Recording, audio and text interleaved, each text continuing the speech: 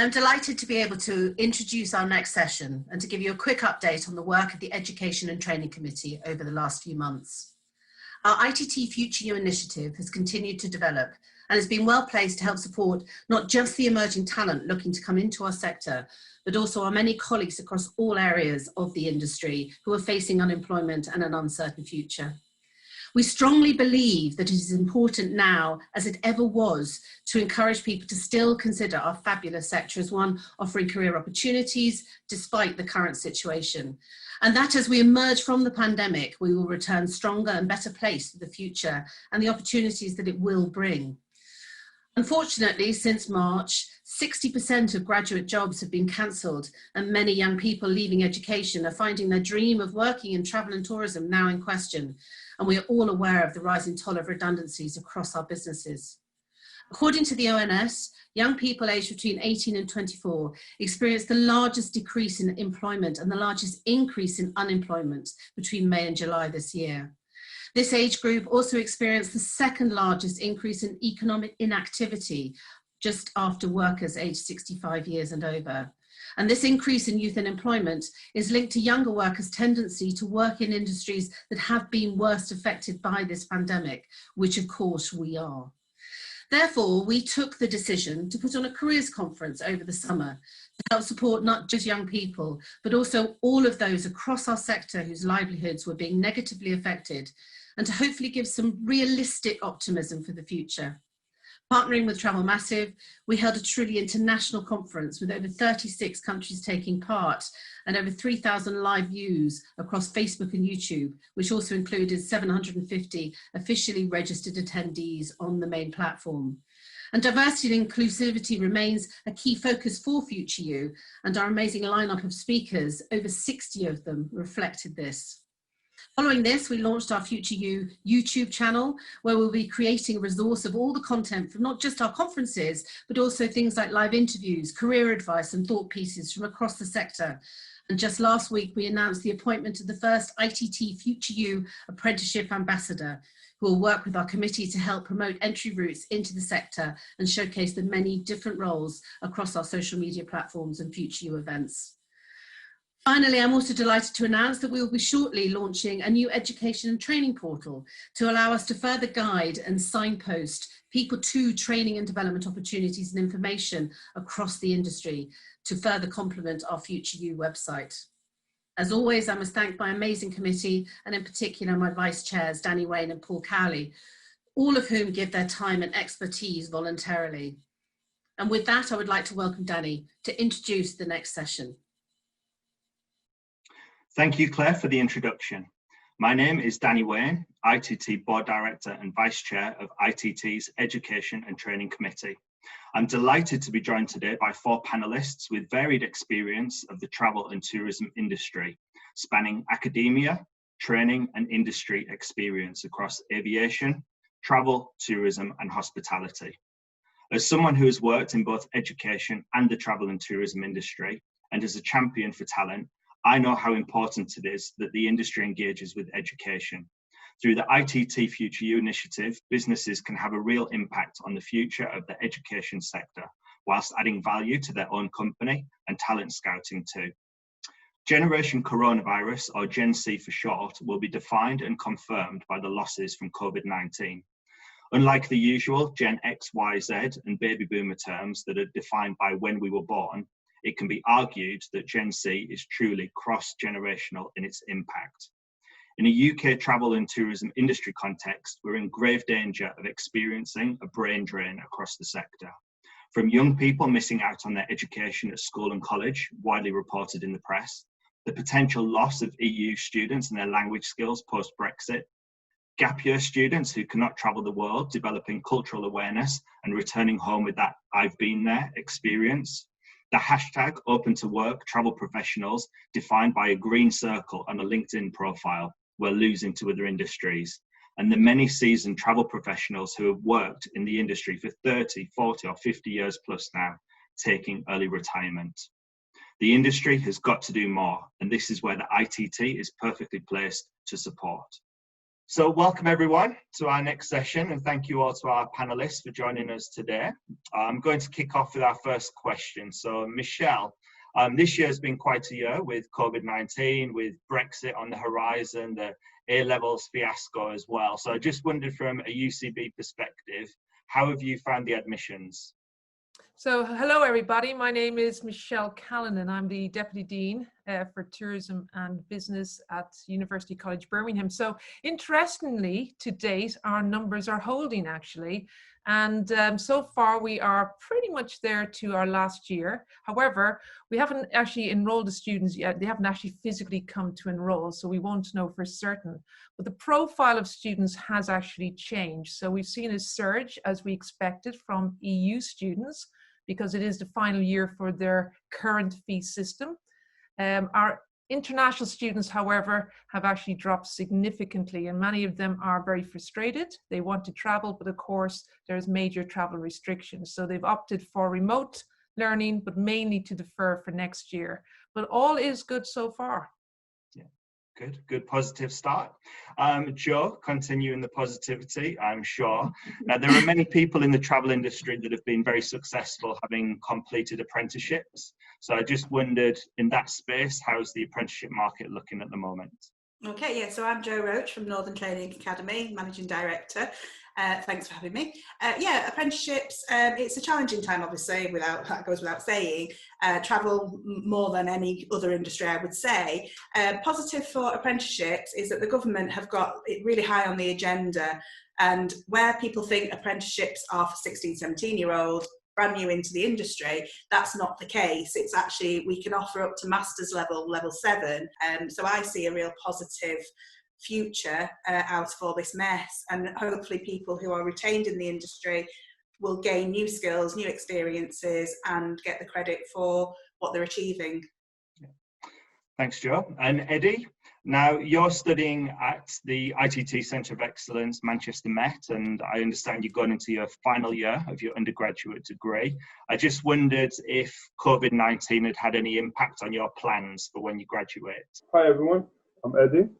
And yes, there's been some change of plans. I've started rethinking about pursuing a different career from the tourism and hospitality, and because the pandemic has really shown that they were the first one to get influence from it. My original idea when I started the course, it was joining, my career path was actually to joining into a tour operator leading companies such as TUI or Thomas Cook or JetTrue.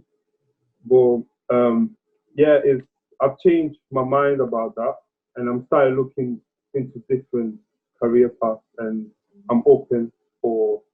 I've been in quite a few events as well, graduate jobs events, and I'm broadening my. Yeah. Okay. Thank you. Thank you for the insight there. So, Tina, moving on to Tina. Now, you've already had a successful career in the travel and tourism industry. You're an ITT student ambassador, and you're probably not what people would imagine or expect as a typical student. So tell us how you got into studying and how you found it. Is it how you expected? Hey, afternoon everybody. Thank you for having me on the panel today. So I'm Tina Bembo and I'm the Business Development Manager for Inspire Europe. I'm in my final year at the University of Wolverhampton studying a tourism management degree alongside a CIPD in HR and learning and development. And as you just said, Danny, I'm the ITT student ambassador as well for the University of Wolverhampton. So it gives me great pleasure to be on the panel today in the first ITT virtual conference. But going back to, am I a typical student? What is a typical student? Well, I feel like I'm in my final year of my degree. I've been in the industry 24 years, and I find majority of individuals do have a perception, and we're not in academia, that the typical student is between sort of the ages of 18 to 25. Now, me being a mature student in my late 40s, I was very apprehensive, I must admit, and the feedback that I got from people not in academia, that was, why do you want to do a degree at your time of life, basically, you should be winding down. But the conception was completely wrong, and I've enjoyed every minute of it. I'd say stereotypical goes out of the window as soon as you're thrown and immersed into a situation. And I found as soon as, like, sort of, you know, I started the degree, my mindset changed, and you sort of, you know, you just delve in and just, you know, embrace it really. And I found that the age group and the diversity of the students there is such a mixed range, and it's been such a fabulous opportunity for me as well, because I've become, they're my peers, friends, students, like mother, agony aunt. I feel like I'm a mixture of everything. But I also feel like I've built a close relationship with the lecturers as well, because of having the industry knowledge and experience as well. I feel like I can, like, converse with them, you know, at a great level, and I think that's been really beneficial for me too. So yeah, it's been a good opportunity. I'm glad that I did it. I wish I'd have done it sooner, but now I've got back into sort of doing my qualifications, and with the CIPD as well. I can't wait to do my next course after this. I've got a buzz of it now, and I feel like I'm learning still. I feel you can never stop learning. Michelle, we know at the moment it's a very difficult time for the travel industry. There's so many redundancies, you can't travel, so students can't take gap years like they might have done in the past. There's no jobs out there for them, and potentially record numbers of 18-year-olds going to university. Are we in danger that students are simply going to university just for the sake of it because there's nothing else to do? It is a really interesting question, Danny. I mean, first of all, can I say most students, to be fair, who are coming this September would have actually applied long before COVID even hit our radar. So to be fair, I think, you know, the number of applicants for sure has gone up as well during clearing time. However, I think at one point, and I have to say, I just absolutely love Tina's response there a second ago, you know, because one thing I have to say, I've been working in this industry, I've been working in education for the past 30 years, right? And we have had so many ups and downs. It's a turbulent, it's a disruptive industry. But that said, we're also a very resilient industry. So new students coming in, remember, they have got 3 years ahead of them. Some programs have 4 years, right? So they have 3 to 4 years ahead of them. The industry will change. Although you mentioned about no jobs, in fact, you know, we have been working with so many different companies who have created opportunities online. So there's an awful lot of fantastic digital opportunities out there. And although Tina, although she mentions about that she's not typical, the one thing that universities do provide is a stable environment, somewhat stable environment, where you have and you encourage diverse thinking, different age groups, different nationalities, because the one thing I think we've all learned, that you cannot get through any kind of crisis with the same type of thinking. You need diverse thinking. You need people from different age groups, different nationalities, in fact, different sectors to come together to try and work out this. And universities provide that environment.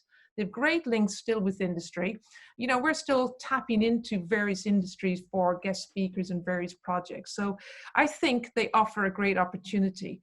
Now, I encourage people, do something. Don't waste your time. Don't sit around, do nothing. Do something more positive. Yeah. And that brings us actually perfectly on to Eddie, because I met Eddie at the ITT Future You event in Manchester. And I know that Eddie has done some work experience overseas, speaks Italian as well.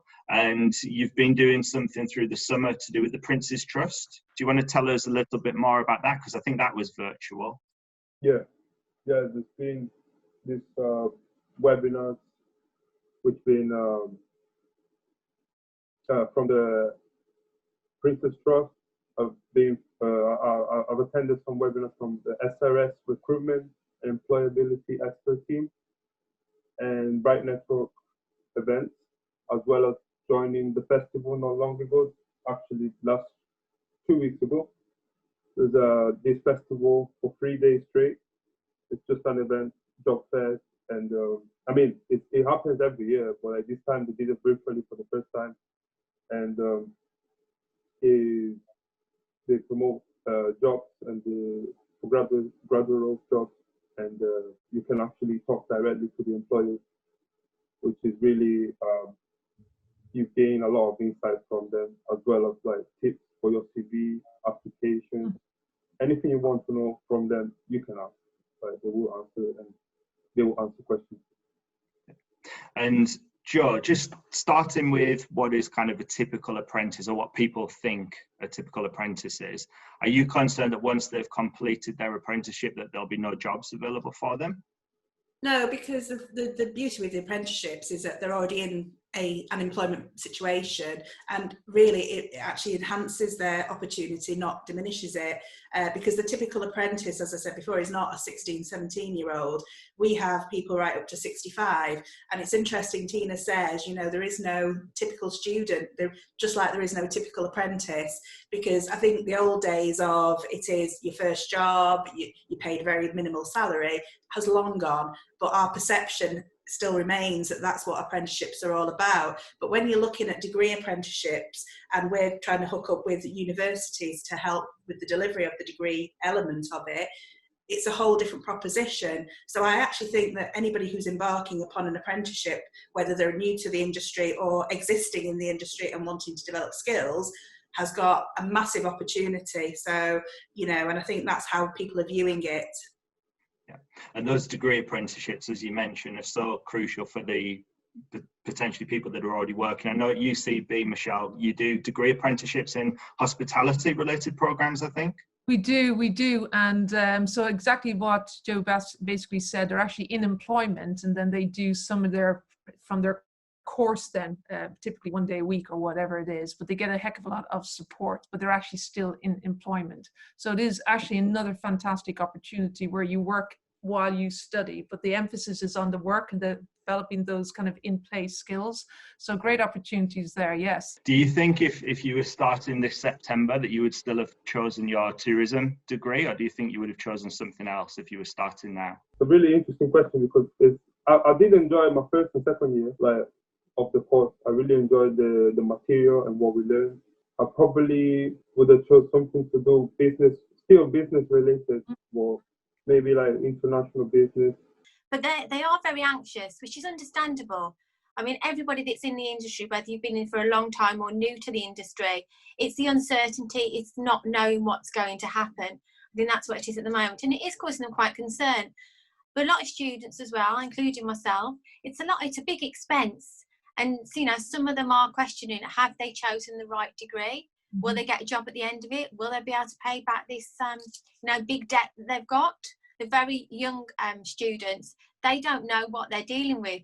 So, as you know, for the majority of us on this panel, we've been through everything, like the ash cloud, the 9/11. We've experienced many different sort of disasters, or the terrorist attacks, demise of Thomas Cook. The list is endless, but we've got through. But this is the biggest thing that we've ever had to contend with. Joe, from a business perspective, how can businesses take the opportunity of apprenticeships and make them a success?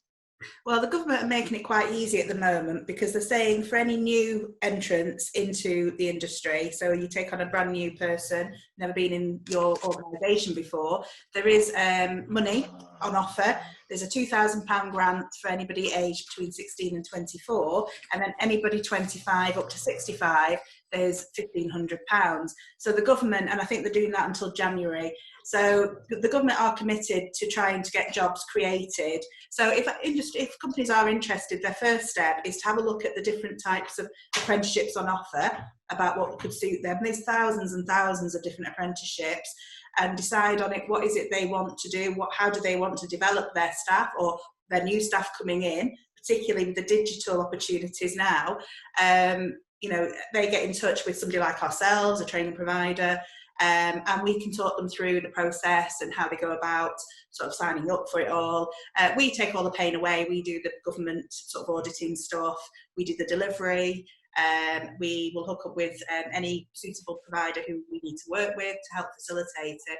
So the process is fairly straightforward. It's just getting those opportunities started, really. And I think most of it is a lack of knowledge from many companies, because they really don't know what's out there. And Michelle, you've hosted the ITT Future You events for a number of years now at UCB. I just wondered, are there any other initiatives or ways that businesses can engage with your university? Actually, Danny, for sure. I mean, first of all, we haven't stopped engaging with industry. In fact, over the summer, we probably had more requests from industry to support them as they try to navigate their way through it. So we've had even staff working on consultancy projects with attractions, heritage site. I had airline people call us, destination management organizations, and some of these can be created as projects then for our own students. I mean, one thing, and although Tina says about the different groups, but I still think the more students are in university, the more digitally savvy you do become. The more you just have fresh thinking. And it's lovely to target young people, students, and I put all students in the young people bracket. I don't call young according to age. It's the fact that you have chosen to go back to university, and they come with a different insight to how they can navigate. We also have industry coming in as guest speakers. We're still hosting virtual industry events like this event as well. And we also have, we're also still working on face-to-face projects as well. So there are still opportunities for students to engage with industry through us, but at the same time for industry to engage with us as well. Upskilling, webinars, and retraining as well. Great, thank you. And Tina, many people at the moment are finding themselves at a crossroads and maybe considering taking a formal qualification. What would be your advice to them? Well, I think it's a good idea always to develop yourself through education and to, you know, further develop your skills. And now I've gone back to university at too late time. I feel now, you know, everybody can do that. And I think it's vitally important, especially in these times as well. It's probably more relevant than it's ever been now, because a lot of people in the industry are having to sort of move sectors and change and transfer their skills. And I think it's never any time where there's no reason why you can't upskill. And just to finish, Eddie, if there was one plea that you could make to the industry to make success of 2021, what would it be? Feedback. That's all I can say, really. Like, the feedback is really an important thing, especially for like, if there's many applications that students take in. Most of the time, employers, they have so many thousands and thousands of applications. It's understandable. They can't give feedback, but it really makes a difference, I believe. Well, I know we could sit here and talk all day on this subject, but we've run out of time already. So a huge thank you to everyone for your time and for taking part, and good luck for the rest of the year in 2021. Thank you. Thank you very much. Thank you to all of our panelists for an insightful session. To summarize, it's up to all of us in the industry to pull together and support one another for the greater good and the future of our industry. I ask you all to please get involved and support the ITT and its many initiatives related to training and education. Within your own businesses, consider offering work experience opportunities to students and graduates. Think about working with universities on live projects. Take on apprentices and use apprenticeships to help you retain your best staff. As Generation Coronavirus, we're all in this together.